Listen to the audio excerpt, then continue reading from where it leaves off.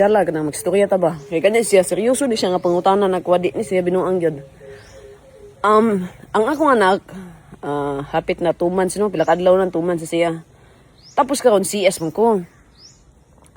Mahadlok lay ko mabuntis lagi. Kaya ingon pa si kong doktor, healthy daw kay kong matrix daw. So, basin anytime, pwede ka kumabuntis. So, ako po nahadlok po ko no.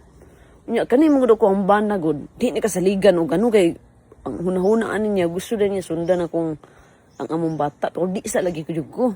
So, karon mga igala, akong hunahuna, magpa-inject na siya kong Nurifam. No, tama ba ko? Nurifam na siya. Pero daw, ang storya, makawala daw siya og kanang gatas. Nga 2 months akong anak. Nga di ko pwede mabuntis.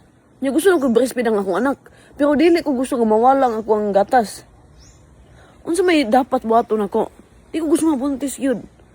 Nga mahadlo ko ng pills kay matay kapuyan yung kay kuha ng pills mga ikala. Di man kita mo skincare kay kapuyan ta. Unsa na ka ng pills no? Di jud ko makaingon nga mga commit yun ko na. Kay delikado yun ang pills. Murag 50-50 yun ko na. Munang gusto ko ng inject na lang para di yun mabuntis ba? Unsa may matambag ninyo sa kuha na? Sige Ruby, mga inahan dira kay lisudan ng mga idea yun.